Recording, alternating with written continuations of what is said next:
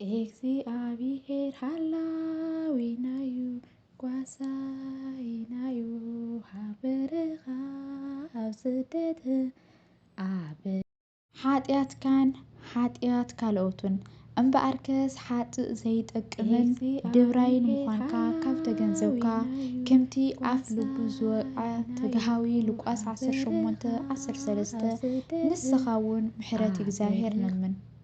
ኦ እግዚአብሔር አምላኸይ ንኣይነ ሓጥእ መሓር እንበል። ሰላም ተኸታተልቲ ቤተሰብ ብሬ ጓል ገርሃልታይቱ ከመይ ቀኒኸን ከመይ ለኸን ክብራት ቤተሰበይ ብወገነይ እግዚአብሔር አምላክ ይመስገን። ስኻትክን ደሞ ብብዘለኽንኦ ሰላምታኽን ብዙሕ ትርፍ የለለይና ወልኩም ከምዚ ኩሉ ግዜ ተባራትዓኒ ሕዚ እውን ናኽን ሂዜና ቅድሚ ዝስጉምና ምብርታኽነ ይፈለየኒ። ቤተሰብ ዘይኮንኩም ደሞ ሰብስክራይብ ብምግባር ቤተሰብ ክትኾኑ ይላወኩም። ሽኒ ነማሓንቲ ድማ ሻልሻይ ክፋል መንገዲ ብህትውና ሒዘልኩም ቀሪበ ኣለኹ። ሻልሻይ ክፋል ናይ ነፍሲ ወከፍ መዓልትን ድሌታትካን ማሕበራዊ ልምድታትካን ቅረፎ። ነዚ ድማ ብህድኣት ብዘይ ሃንደበታዊ ምቅያር ግና ብዝተማልአ መንገዲ ፈጽሞ። ነቲ ምስ ደጋዊ ዓለም ዝኣስረካ ገመዳት በብቁሩብ ተኮ። እዞም ገመዳት ዝተባሃሉ ዕድመታት፣ ሌታዊ ትልሂት፣ ፍትወት ገንዘብ፣ ስጋዊ ዕግበት፣ ዝሙት፣ ትዕቢት እየን። እዘን ነገራት ኣንጻር ነፍሲ ኩናት ዝእውጃ ናብ ዓለማዊ ፍትወት ኣሲረን ዝሕዛ ባርያ ሓጢአት ዝገብራ እየን። ነዚኣተን ምፍቃር ማለት ነቦኻ ምፅላ ማለት እዩ። ቀዳማይ ዮሃንስ ምዕራፍ 2:16 እምበኣርከስ ዓለም ዝተባሃለት መን እያ? ዓለም ክበሃል እንከሎ ከምዚ ኪድ ኢልካ ክትጭብጣ ትኽእል ሓጢአት ጌርካ ኣይትውሰዳ። ዓለም ከምቲ ቅዱስ ማቃርዮስ ግብፃዊ ዝገለጾ ንልቢ ብጸሊም ከቢቡ ካብኦም ህይወት ዘርሕቕ ፍትወት እዩ። ዓለም ነቲ ፍልጠት ኣምላኽ ዘይብሉ ውሽጥና ብምምላእን ብምርዋይን ብዝረአን ዝድህሰትን ስምዒታዊ ብዝኾነ ነገራት ክዕግበና ዝፍትን እዩ። ቀዳማይ ዮሃንስ 16:25 ዓለም ንሓሳብናን ድሌታትናን ትቆፃፀረና። ቅዱስ ይስሐቅ ሴራዊ ከምዚ ብምባል ንፍትወት ዓለም ይገልጾ። ሃብቲ፣ ጥሪት፣ ንብረትን ገንዘብን ምውናን፣ ስጋዊ ዕግበትና ክነርዊ ምፅዓር፣ ስልጣን ክንረክብ ላዕልን ታሕትን ምባል እዚ ስር ቅንኢ እዩ። ኩሉ ሰብ ምስዓርን ምውናንን ንምሃብ ምህዋኽ ብዘለካ ሓይሊ ተመኪሕካ ትዕቢት ምርዋይ፣ ገዛ ርእስኻ ሓፍ ምባልን ኩሉ ሰብ ክትፈቶ ምድላይን ምስጋናን ሞገስን ምጽባይ፣ ስጋዊ ድልዳለ ጽቡቕ ምብሃግ፣ እዚ ኩሉ ዓለማዊ ካብ ዓለምን እዩ። ብዘይንፈልጦ መንገዲ ኣታሊሎም እውን ኣርዑት ጾር የሰኩሙና። እንድሕር ገዛእ ርእስኻ ካብዚ ዓይነት ፍትወት ሓራ ክተውፅእ ደሊኻ ንዘን ኣብ ላዕሊ ዝተገለጻ ዝርዝር ረኣይን እሞ ገዛእ ርእስኻ ምርምር። ናብ እግዚአብሔር ኣምላክ ክትቐርብ እንታይ ዓይነት ገድሊ ተጋዲልካ ንነፍስኻ ሕተታ። ፍቕሪ ንዓለምስ ንኣምላኽ ጽልኢ ምዃኑ እዩ። እምበኣርከስ ፈታዊ ዓለም ምዃንካ ዘድሊ ንሱ ጸላኢ ኣምላኽ እዩ ዝኸውን። ናብ በረኽቲ ቦታታት ክንድይብ ንኽእል። በተን ጸበብቲ ሩዋታት መሓንቆታት ምስ ንሰግር እዩ። እቲ ኣብ ጸበብቲ ሩዋታት ዘሎ ፍትወትን ድሌትን ምስ ንስዕሮ ናብ በረኻ ቦታ ክንበጽሕ ይከኣል። ማንም ንኽልተ ጎቶት ክግዛእ ዝኽእል ከም ዘየሎ ኣስተውዕል። ማቴዎስ ምዕራፍ 6:24 ኣብ በረኽ ቦታን ኣብ ጸቢብ ሩዋን ሓደ ግዜ ክኸውን ኣይክእልን እዩ። ጾር ምእንታን ክቐልለልካ ናብ በሪኽ ጎቦ ንምድያብ እውን ክፎኽሰካን ንዘምስዕቡ ሕቶታት ንገዛእ ርእስኻ ሕተታ። ንኣብነት ናብ እንዳ ሰሌማ ወይ ክትኸይድ ብጻይካ ምስ ዝዕድመካ ንገዛእ ርእስኻ ከምዚ ኢልካ ሕተታ። ምእንቲ ገዛእ ርእሰይ ድየስ ወይስ ምእንቲ ዕግበት ካልኦት እየ ዝኸይድ ዘለኹ? ኣብዚ ናይ ምዝንጋዕ ግዜኸ ንገዛእ ስጋይ ከሸንክራ ይኽእል ዶ? ኣብዚ መገሻ ገዛእ ርእሰይ ብምዝንጋዕ እንታይ ይረብሕ? ነዛ መጽሓፍ ኣንቢበ እንታይ ይጥቀም? ደቂ ሰብ ብምንባበይ ስጋይ ይገዝአን ይቐጽዕን ኣለኹ ዶ? ቀዳማይ ቆሮንጦስ ምዕራፍ 9 ቁጽሪ 27። እዚኣተን ሕቶታት ከም ናይ ልምድን ድኹምን ጎንን ዝበዝሓ ከይቕየራ ይኽእላ። ምክንያቱ ኩሉ ሰብ ዝተፈላለየ ድኽመትን ልምድን ኣለዎ። ወንጌል እውን ነዚ እዩ ዘረጋግፀና። እዚኣተን ነገራት ኣሲና እሙናት ንኹን። ምክንያቱ ሓደ ውሑድ ዝተኣመነ ኣብ ብዙሕ እውን እሙን ክኸውን እዩ። ሉቃስ 16:10 ሕማም ኣይትፍራሕ፣ ምክንያቱ እዚ ሕማም እዚ ካብቲ ፍትወት ስጋ ዝዓብለለሉ መፀውዎ ከውፀካ ይኽእል እዩ። ንነፍስኻ ምሕረት ከይገበርካ ነዚ ኣብ ላዕሊ ዝጠቐስናዮ ሕቶታት ብቐጻሊ ብምድግጋምን ንነፍስኻ ሕተታ።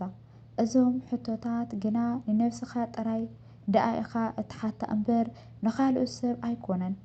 ንማንም ሰብ ከምዚ ኢልካ ክትሓቶ ኣረ ምሕታትስ ይትረፍ ኣብ ኣእምሮኻ እኳ ክትሓስቦ ኣይግባእን። ምክንያቱ ኣብ ክንዲ ውሽጥኻ ናብ ዝኾነ ካሊእ ሰብ ከምዚ ዓይነት ሕቶ እንተደኣ ክትሓትት ጀሚርካ ንገዛእ ርእስኻ ኣብ ናይ ፍርዲ መንበሩ ከፍ ኣቢልካያ ንርእስኻ ከም ዝፈረድካያ ኣስተውዕል። ነቲ ብክንደይ ገድሊ ዝረኸብካዮ ርእሰ ኣደብ ከዓ በዚ ነገር እዚ ሰይርካዮ። ሓደ ስጉሚ ንቅድሚት 10 ስጉሚ ግና ንድሕሪት ከይድካ። ከምኡ እንተደኣ ኮይንካ ድማ ብስድነትካ ክትነብዕ ብፍሽለትካን ትዕቢትካን ክትበኪ ጥራይ እዩ ዘለካ። 10 ሓጢኣትን ሓጢኣት ካልኦትን እምበኣርከስ ሓጥን ዘይጠቅምን ድብራይ ምዃንካ ካብ ተገንዘብካ ከምቲ ኣፍ ልቡ ዝወቅዐ ትግሃዊ ሉቃስ 18:13 ንስኻ እውን ምሕረት እግዚኣብሔር ነምን። ኦ እግዚኣብሔር ኣምላኸይ ንዓይ ንሓጢእ መሓረኒ በል። ከምቲ ትግሃዊ ዝገደድኩ ሓጥእ እየ። ከምቲ ፈሪሳዊ ልበይ ዕቡይ፣ ንዓይ እውን ብንዕቐት ዝተመልአት እያ። ከምዚ ትግሃዊ ስለ ዘይገበርካኒ ኣመስግነካ ኣለኹ ዝብል ደፋር እየ በል። ቅዱሳንን መምሃራንናን ከምዚ ይብሉ። ኣብ ልብኻ ዘሎ ጸልማትን ኣብ ስጋኻ ዘሎ ግብሪ ሓጢኣትን እንድሕር ተገንዚብካ ንብጻይካን ጎረቤትካን ካልኦት ሰባትን ክትፈርድ ኣይትመርፅን። ኣባኻ ዘሎ ጸልማት እንድሕር ኣስተውዒልካዮ ዕብየት ነቱ ኣብ ኩሉ ዘብሪ ሰማያዊ ኣምላኻዊ ብርሃን ክትሪኦ ኢኻ። ሓጢኣትካ ዓብዪ ምዃኑ እውን ትፈልጥ። ሽዑ ንናይ ካልኦት ሓጢኣት ክትምርምር ኣይትፍትንን። ናብ ፍጹምና ክትበጽሓ ኣብ ትገብሮ ጻዕሪ ናብ ቀዳማይ እትርድኦ ነገር ፍጹም ዘይምዃንካ እዩ። ፍጹም ዘይምዃንካ ሓጥእ ምዃንካ ምስ ተረዳእኻ ጥራይ እዩ ናብ ፍጹም ክትበጽሕ ትኽእል። ስለዚ ፍጽምና ካብ ድኽመትካ ምፍላጥ ከም ዝብገስ ተረዳእ። ጸላኢኻ መጠን ክንድቲ ዝተቃወምካዮ እዩ ዝርሕቐካ ይብል። መን እዩ ጸላኢና? እዚ ቅዱስ ኣቦ ጸላኢ ኢልዎ ዘሎ እቲ ሓደ እዋን ምስሊ ተመን ብምውሳድ ንቐዳሞት ወለድና ዘስሓተ ካብቲ እዋን እቲ ኣትሒዙ ድማ ኣባና ደቂ ሰባት ፍትወት ዓለም ምጽባብ፣ ሕርቃን፣ ፍርሒ፣ ጽልኢ፣ ስምባደ፣ ቅርሕንቲ፣ ዘይምዕጋብ፣ ተህዋኽ፣ ስንፍና፣ ጥርጥር፣ ተረባጽነት፣ ጓሂ፣ ታኺት ኣታትዩ ገዛእ ርእስና ጥራይ ክነፍቅር ዝገብረና ዘሎ ንሱ ዲያብሎስ ሸይጣን እዩ። ምክንያቱ ንሱ ካብ ቀደም ንጎይትኡ ክእዘዝ ዘይደሊ ስለ ዝኾነ ካልኦት እውን ክእዝዝዎ ኣይደልን። እቲ ብምጥዓስ መንፈስ ንጎይትኡ ከም ዘይተኣዘዘ ዝተረድአ ሰብ ካልኦት ሰባት ክእዝዝዎ ኣይጽበን። ስለምንታይኻ ንነገራት ከምዚ ዝተመነኻዮ ኮይኑ ምስ ዘይስምዐካ ትጉሂ? ትዕግስትኻ ተጥፍእ። እቲ ወላ ሓደ ነገር ዘይተመነ ሰብ ኩሉ ተምኒቱ ክሰምረሉ እዩ በል።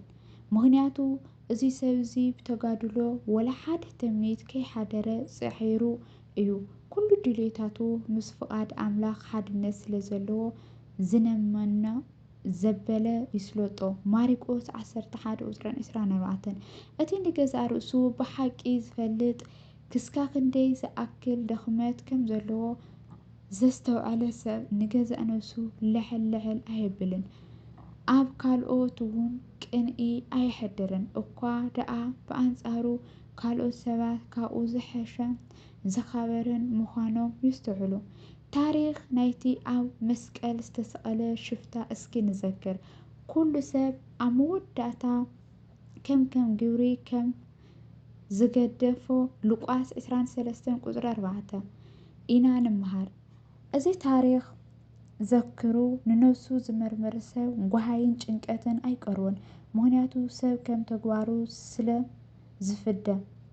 እዚ ከምዚ ዝበለ ሰብ ትግሃት ታኺት ኣይቀርቦን እዩ ምክንያቱ መዓልታዊ ገዛእ ርእሱ ስለ ዝሃንጽ። ጓሃይ ኣብ ልቡ ኣይዓስሎን እዩ ምክንያቱ ጓሃይ ዘስዕብ ነገር ስለ ዘይምነ። ኩሉ ጸላኢ ናብ ገዛእ ርእሱ ጥራይ የቕንሖ። ጸላእቱ ንቱይ ኣብ ህይወቱ ዘሎ ክፍኣትን ሓጢኣትን ጥራይ ይኸውን። ሉቃስ 23:4 ህይወቱ ዘይጸልእ ንሓይ ኣይበቅሕን እዩ ከም ዝበለ ጌታ ጥርጥር ዝበሃል የለን ምክንያቱ እቲ ዝውከሎ ኣምላኽ እግዚኣብሔር ሰናይ ምዃኑ ጥዑምን ርእዩ እዩ እሞ መዝሙረ ዳዊት 34:8 እግዚኣብሔር እዩ ካብ ኩሉ ነገር ዘናግፍ። በዚ መልክዕ እውን ናብ እግዚኣብሔር ኣምላኽ ዝህቦ ፍቕርን እምነትን እንዳሓየለ ይውስኽ። ነቲ ምስ ገዛእ ርእሱ ዝተሓረቐ ዕርቂ ዝገበረ ሰማይን ምድርን እውን ምስኡ ክዕረቓ እየን ከም ዝበለ ሰራዊ ይስሐቅ ፍረ ትሕትንኡ ክበልዕ እዩ። እዚ ኩሉ ግና ኣብታ ውሑዳት ጥራይ ዝመላለስዎ ኣብታ ጸባብ መንገዲ ጥራይ እዩ ዝርከብ። ማቴዎስ 7:14 ውሽጥኻ ምጽራይ ዓለማዊ ግደማዊ ፍትወታትካ ምርሓቕ ማለት ውሽጥኻ እውን ምጽራይ እዩ። ንስጋኻ ኣብ ዝኣሰርካሉ ስጋዊ ሓልዮታትን ሓራ ምዃን ንልብኻ ካብ ውሽጣዊ ቃንዛ ምፍዋስ እዩ። ነዚ ነገር ምእንቲ ክትበጽሖ ኣንጻር ገዛእ ርእስኻ ኩናት ክትእውጅ ይግባእ። ቅዱሳን ኣቦታትና ነዚ ኩናት እዚ ናይ ነፍሲ ወከፍ መድሓኒት ይብልዎ ወላ እኳ ኣዝዩ ጽንኩር እንተኾነ ንድሕነት ኣድላዪ እዩ። ሕማምን ቃንዛን ይህልዎ ነፍሲ ወከፍ ግና ጥዕና ክህቦ ይኽእል። ነፍስኻ ጥዒቲ ክትኸውን ውሽጥኻ ካብ ኩሉ ኣበሳ ክትጸርን እንድሕር ደሊኻ ኣንጻር ገዛእ ርእስኻ ኩናት ኣውጅ። ነዚ ነገር ምግባርካ ከም ሓደ ዓብዪ ጽድቂ ስራሕ ጌርካ ኣይትውሰዶ። ገዛእ ርእስኻ ምቕጻዕን ምግዛእን ማለት ታራ መሰረታዊ ነገር ስለዝኾነ ከም ናይ ጻድቕ ግብሪ ጌርካ ክትርድኦ ኣይድልን። ንነፍስኻ ከም ሓደ ብሸለልትነት ዝተመልኦ ኣካይዳ ኣብ ጉድጓድ ዝወደቐ እሞ ካብ ዝወደቆ ተሲኡ ናብ ደገ ክወፅእ ዝጽዕር ዘሎ ሰብ ጌርካ ውሰዳ። እስኪ ሕሰቦ እሞ 7ይ ክፋል ይቕጽል። ንዝነበረኒ መደብ እዚ መስል ክብራት ኣሕዋተይ ጀሚረ ክሳብ ዝፍጽም ምሳይ ስለጸላኻን ስለትኽቡር ግዜኻን ሕዚ እውን ብልቢ ለመስግን። ላይክ ሸር ሰብስክራይብ ብምግባር ደሞ ምብርታዕኽና ኣይፈለየኒ ኣሕዋተይ ማዓረይ። እስካብ ካሊእ መደብ ዝመጽእ ብዘለኹ ሰላምታ ክንብዝሕ ትርፍ የለለይ።